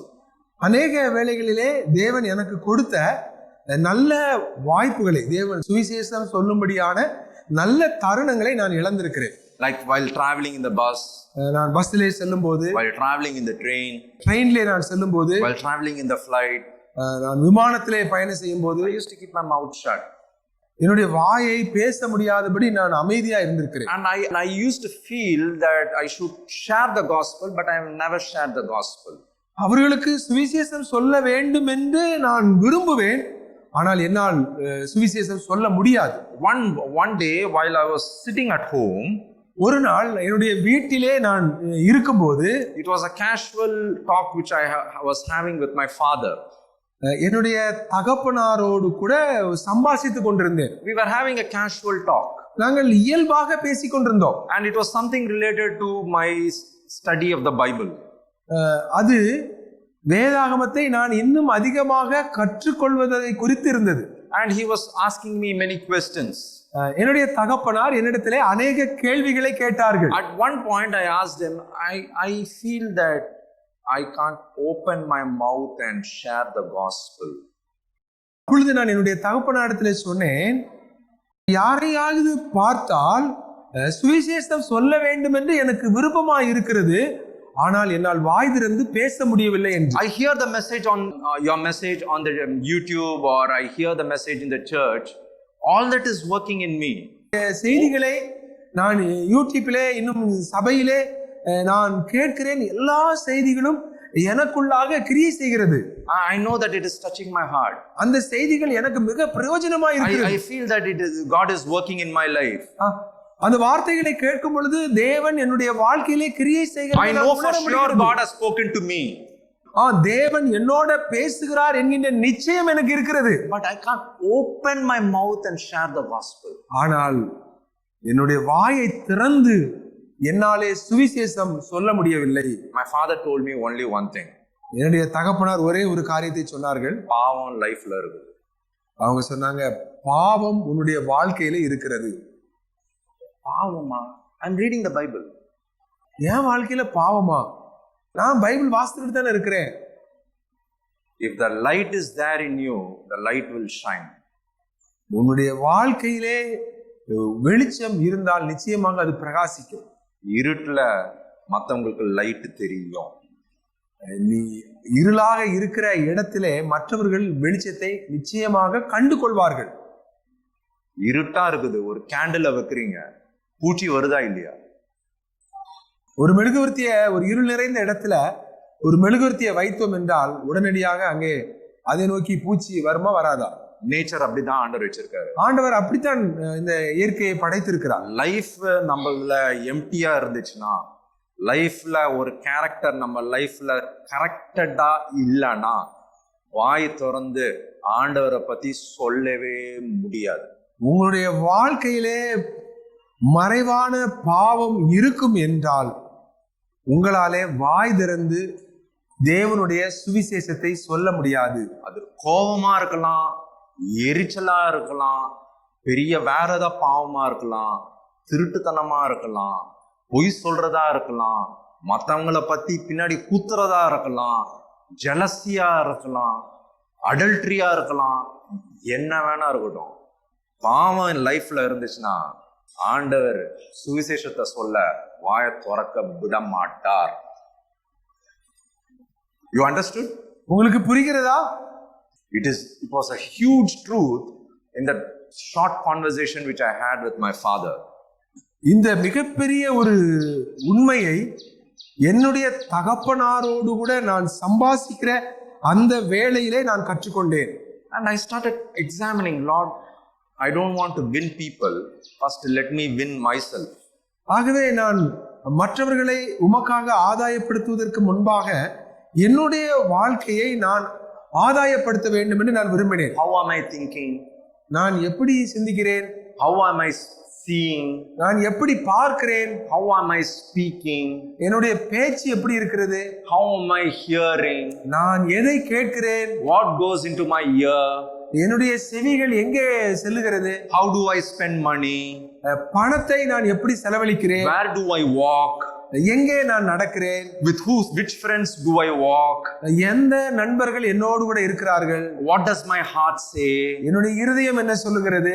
When I started examining in each one on different dates or for a long period of time, கிட்டத்தட்ட அநேக நாட்களாக இந்த காரியத்தை குறித்து ஒவ்வொரு காரியமாக என்னை நான் சோதித்து பார்க்க ஆரம்பித்தேன். Suddenly I started seeing my own failure in the word of God. ஒரு நாள் என்னுடைய சொந்த வீழ்ச்சியை இந்த தேவனுடைய வார்த்தையிலே நான் பார்த்தேன். I saw it. Oh my God, this sin I'm doing. நான் அந்த வேத பகுதியை வாசித்த பொழுது, ஐயோ நான் இந்த பாவத்தை செய்து கொண்டிருக்கிறேன். Oh, this way I shouldn't see. இந்த மாதிரி தானே நான் பார்த்து கொண்டிருக்கிறேன். This is how I'm speaking. இப்படித்தானே நான் பேசிக் கொண்டிருக்கிறேன். This is how Israelite people were speaking. இஸ்ரவேல் ஜனங்கள் இப்படித்தானே பேசினார்கள். That is why they didn't win a war. அதன் மூலமாகத்தானே அவர்கள் போரிலே ஜெயிக்க முடியவில்லை. Oh, I also have a war. என்னுடைய வாழ்க்கையில கூட ஒரு யுத்தம் இருக்கிறது. I'm not able to win people. என்னாலே வாய் திறந்து சுவிசேஷம் சொல்லி ஆத்துமாக்களை ஆதாயம் பண்ண முடியவில்லை. You are in this world a soldier. இந்த உலகத்திலே நீ ஒரு போர் வீரன். And if you are not able to win the enemy's camp, the problem is not with the enemy, the problem is with you. இவ்விதமாக ஒரு போர் வீரனாக நீ வெற்றி பெறாவிட்டால், எதிரியின் படையை தோற்கடிக்காவிட்டால், பிரச்சனை எதிரியின் படையில் அல்ல, உன்னிடத்திலே பிரச்சனை இருக்கிறது. I took so many months and I still keep working on it day in and day out, humbly, every day asking, Lord, take away the dirt out of my life.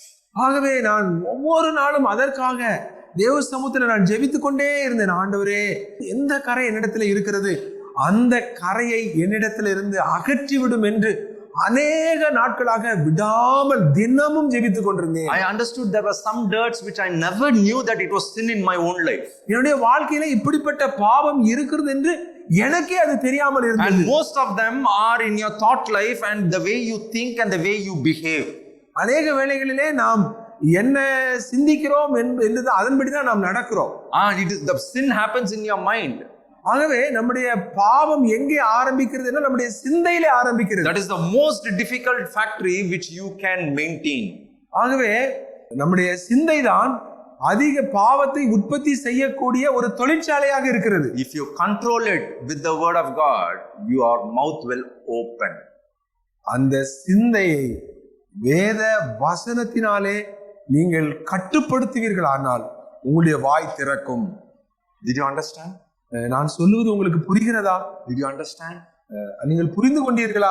After that, there is no need that somebody should tell you, go and tell the gospel, go and tell the gospel. No one has to tell you that. போங்க போங்க போய் சுவிசேஷம் சொல்ல போங்க போங்கன்னு யாரும் உங்களை வற்புறுத்த வேண்டிய அவசியம் இல்லை, உந்தி தள்ள வேண்டிய அவசியம் இல்லை. அப்படியே நீங்க கடைக்கு போனீங்கன்னா காய்கறி வாங்கும்போது பேச்சு எங்க போவோம்?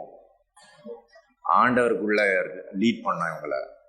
உங்களுடைய சிந்தை வாழ்க்கை தேவனுடைய வசனத்தினாலே கட்டுப்படுத்தப்படுமானா நீங்க எங்க போனாலும் யாரை பார்த்தாலும் அவங்களிடத்துல 2 வார்த்தை ஆண்டவரை பத்தி பேசி அவங்கள ஆண்டவருக்காக ஆதாயப்படுத்துவதற்கு தன்னாலே உங்க வாய் திறக்கும். வை? ஏன்? லைட்டு பூச்சிய இழுக்கும், வெளிச்சம் அங்க இருக்கிற பூச்சிகளை தன் பக்கமாக இழுக்கும். If you are darkness yourself, உங்களுடைய வாழ்க்கையில இருள் இருக்குமானால் how will the பூச்சி come? எப்படி நீங்கள் மற்றவர்களை உங்கள் பக்கமாக இழுக்க முடியும்? You can never. அதை ஒருபோதும் நாம் செய்ய முடியாது. You can never. ஒருபோது செய்ய முடியாது. To tell the gospel, there is no need to have a big message. சுவிசேஷம் என்பது ஒரு பெரிய செய்தி என்று சொல்லி மிகப்பெரிய செய்தியாக நாம் பேச வேண்டாம். To tell the gospel, there is no need that you should have an amazing testimony. ஆகவே நீங்கள் ஆச்சரியமூட்டுகிற சாட்சிகளை சொல்லி பிரமிக்கத்தக்கதான ஒரு சுவிசேஷத்தை நீங்கள் சொல்ல வேண்டிய அவசியம் இல்லை. உள்ள லைட் கத்தணும், எங்கே இருந்து வெளிச்சம் வெளியே வரணும். அந்த லைட் வெளியில வந்துச்சுன்னா அது ஆட்டோமேட்டிக்கா இந்த சைடு வந்துடும்.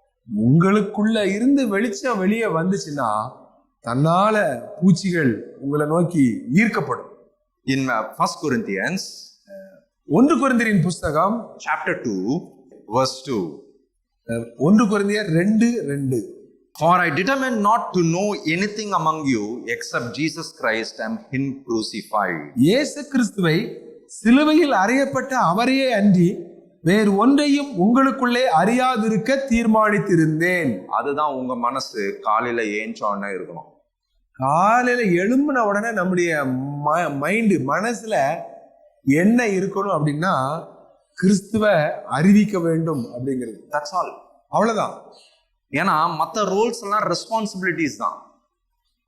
மற்ற Rolle's which you do in your life are all only responsibilities. ஆகவே உங்களுடைய மற்ற எல்லா காரியங்களுமே உங்களுடைய குடும்பத்திலே நீங்கள் செய்ய வேண்டிய கடமைகள் அல்லது பொறுப்புகள். That's all. அவ்வளவுதான். That is a ministry. அது ஒரு ஊழியம். This right hand is doing one ministry of taking care of the family. இந்த வலதுகை உங்களுடைய குடும்பத்தை கவனித்துக் கொள்ளுகிற ஒரு ஊழியத்தை அது செய்யுமானால், if you are married, நீங்கள் திருமணம் முடிந்திருந்தால், if you are not married, ஒருவேளை நீங்கள் திருமணம் முடியாமல் இருந்தால், you have another ministry. இன்னொரு ஊழியம் உங்களுக்கு இருக்கிறது. But in the left hand, அங்கே உங்களுடைய இடதுகை you serve the Lord. தேவனுக்காக ஊழியம் செய்யும். I have not gone into the main study. நாம் இன்னும் முக்கியமான பாடத்துக்குள்ளே நாம் செல்லவில்லை. Who are you? நீங்கள் யார்? Are you the same person at home? Are you the same person in the society? Are you the same person in the church? Are you the same person in your workplace? நீங்கள் உங்களுடைய வீட்டிலே எப்படி இருக்கிறீர்களோ அதை போலவே சமுதாயத்திலும் சபையிலும் உங்களை சுற்றியுள்ள நண்பர்களிடத்திலும் இருக்கிறீர்களா? வெளியில கொடுக்கிற அன்பு வீட்டுல கொடுக்க முடியுதா? வெளியே காட்டுகிற அன்பை உங்களுடைய சொந்த குடும்பத்திலே நீங்கள் காட்ட முடிகிறதா? வீட்டுக்குள்ள கொடுக்கிற அன்பை வெளியில காட்ட முடியுதா? வீட்டுல காட்டுகிற அதே அன்பை நீங்க மற்றவர்களிடத்துல காட்ட முடியுதா? Are you doing your responsibility which you have taken by choice by the will of God? ஆகவே தேவன் உங்களுக்கு கொடுத்திருக்கிற இந்த பொறுப்புகளை, இந்த உத்தரவாதங்களை நீங்கள் நிறைவேற்றும் பொழுது நீங்கள் தேவனுக்கு ஊழியம் செய்கிறவர்களாய் மாற முடியும். Probably now you are a kid, you are a child, you are going to a school. ஒருவேளை நீங்கள் சிறு பிள்ளையாக பள்ளிக்கூடத்திலே படிக்கக்கூடிய ஒரு குழந்தையாக இருக்கலாம். Are you getting distracted by other things? ஆகவே மற்ற காரியங்களாலே நீங்கள் பாதிக்கப்படுகிறீர்களா? The Lord will question you. I gave you chance to study. If you don't do it, Another day, you will see people studying, but you can't study. ஆகவே படிக்கும்படியாக நான் உனக்கு ஒரு தருணத்தை கொடுக்கும் பொழுது நீ படிப்பிலே கவனம் செலுத்தாமல் நீ ஏன் வேறு காரியங்களிலே உன்னுடைய கவனத்தை செலுத்துகிறாய் என்று தேவன் உன்னை பார்த்து கேள்வி கேட்பார். As a kid, you may think, oh, it's okay, I will still manage. நான் சிறு பிள்ளை தானே, நான் அதை சமாளித்துக் கொள்வேன் என்று நீ சொல்லலாம். The Lord will say no. ஆண்டவர் சொல்லுகிறார், இல்லை, ஒருபோதும் அப்படி உன்னாலே முடியாது என்று. After you come to an age, you will see your school life and say, I wasted my life in the school. I didn't study properly. That is the misery why I am suffering today. ஆகவே ஒருவேளை நீங்கள் படிப்பை முடித்து நீங்கள் தாண்டி வரும் பொழுது திரும்பி பார்க்கும் பொழுது, ஐயோ, என்னுடைய பள்ளி வாழ்க்கையிலே நான் சரியாக படிக்காமல் அந்த காலத்தை நான் இழந்து விட்டேனே, இன்றைக்கு நான் இவ்விதமாக கஷ்டப்படக்கூடிய ஒரு சூழ்நிலை இருக்கிறது என்று வருந்த வேண்டியது இருக்கும். Your father and mother would have taken a loan and made you study, but you took it very lightly. The Lord will make it, prove it in a matter of years. When someone in your own family will waste in front of your eyes, it will be burning in fire. ஆகவே என்னுடைய தகப்பனார் தாயார் உனக்காக கடன் வாங்கி உங்களை படிக்க வைத்திருக்கலாம். ஆனால் நீங்கள் சரியான விதத்திலே அதை படிக்காமல் அதை நீங்கள் தவற விடும் பொழுது அது பின்னாட்களிலே அதிக ஒரு வேதனையும் கஷ்டத்தையும் நஷ்டத்தையும் கொண்டு வருகிறதா இருக்கும். The Lord gave you a life partner. How did you treat your life partner? ஆண்டவர் உங்களுக்கு திருமண துணையை கொடுத்திருப்பாரானால் உங்களுடைய திருமண துணையை நீங்கள் எப்படி நடத்துகிறீர்கள்? Do you value your husband? Do you value your wife? உங்களுடைய கணவருடைய மதிப்பு உங்களுக்கு தெரிகிறதா? உங்களுடைய மனைவியினுடைய மதிப்பு உங்களுக்கு புரிகிறதா? Do you think that she is a slave to you because she has to be submissive? ஆம், ஒருவேளை நீங்கள் நினைக்கலாம், அவள் எனக்கு அடிமை, எனக்கு அவள் முழுவதுமாக கீழ்ப்படிய வேண்டும் என்று. Or do you think of your husband, I earn more, I am better off than my husband, why should I be submissive to him? ஒருவேளை மனைவி நினைக்கலாம், நான் என்னுடைய கணவரை விட நான் அதிகமாக நான் சம்பாத்தியம் பண்ணுகிறேன், நான் ஏன் அவருக்கு கீழ்ப்படிய வேண்டும் என்று. Don't break your family with your own hands. உங்களுடைய சொந்த கைகளாலே உங்களுடைய குடும்ப அலங்கத்தை நீங்கள் இடித்து விட வேண்டாம். What you do, your children are watching, learning, memorizing, keeping in your mind, their mind. நீங்கள் என்ன செய்கிறீர்கள் என்பதை உங்களுடைய பிள்ளைகள் கவனிக்கிறார்கள், அதை தங்களுடைய மனதிலே அவர்கள் பதித்துக் கொண்டிருக்கிறார்கள். They may not be able to tell you. After 20 years, they will repeat and you will see the video in their own lives. நீங்கள் இந்த நாளிலே என்ன செய்கிறீர்களோ அதை 20 ஆண்டுகள் கழித்து உங்களுடைய பிள்ளைகள் உங்களுக்கு முன்பாக மீண்டும் அதே காரியத்தை செய்து காட்டும். What are you doing in your old age? நீங்கள் உங்களுடைய வயதான காலத்திலே நீங்கள் என்ன செய்ய போகிறீர்கள்? Don't evade the responsibility. Don't escape the responsibility. But do your responsibility, what God has given you in your family.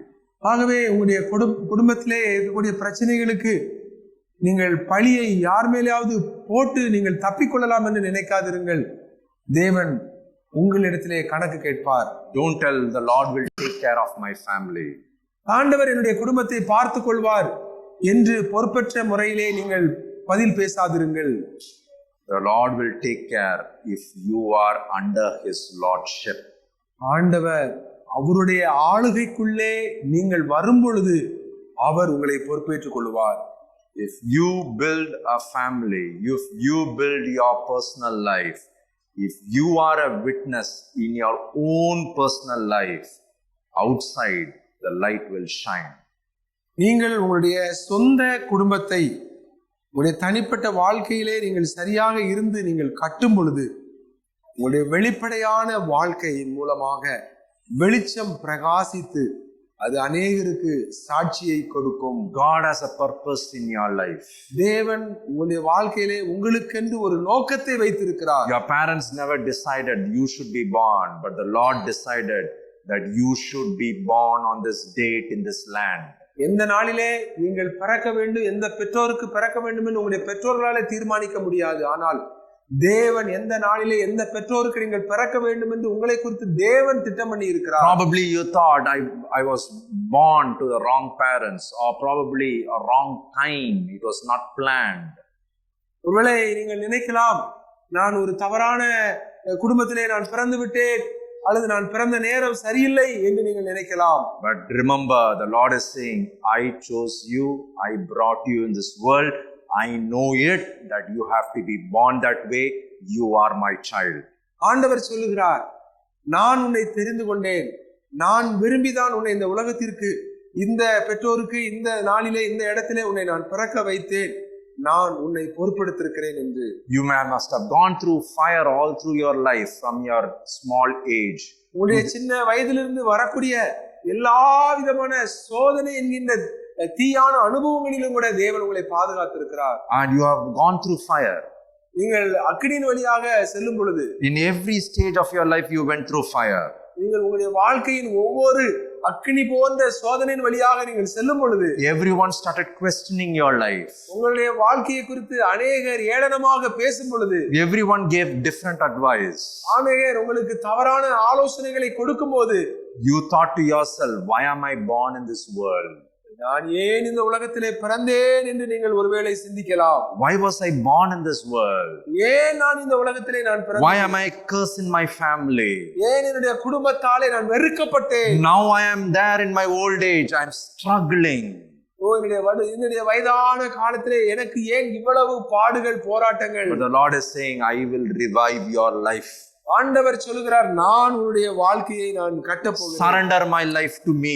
உன்னுடைய வாழ்க்கையை எனக்கு ஒப்புவிப்பாயா? I will turn the movie upside down. இப்பொழுதே உன்னுடைய வாழ்க்கையின் நிலைமையை நான் தலைகீழாக மாற்றி விடுவேன். Only surrender to me.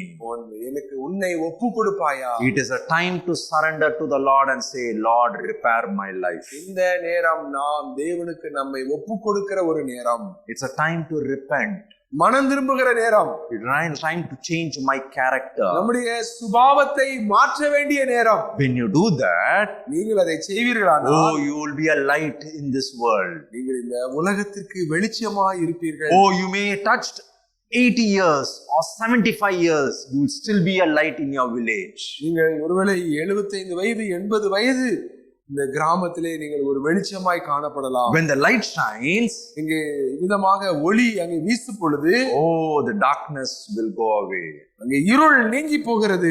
The darkness in the house will go away. உங்களுடைய குடும்பத்தில் இருக்கிற இருள் நீங்கி போகிறது. Darkness around the house will go away. அந்த குடும்பத்தை சுற்றிலும் இருக்கிற இருள் நீங்கி, You will be a walking light in the society where God has kept you. ஆம், தேவன் உங்களை வைத்திருக்கிற அந்த சமுதாயத்திலே நீங்கள் வெளிச்சத்திலே நடக்கிறவர்களாய் இருப்பீர்கள். Shall we pray? நாம் முழங்கால் படியிடுவோம், நாம் ஜெபம் செய்வோம். Shall we pray? நாம் ஜெபம் செய்யலாம்.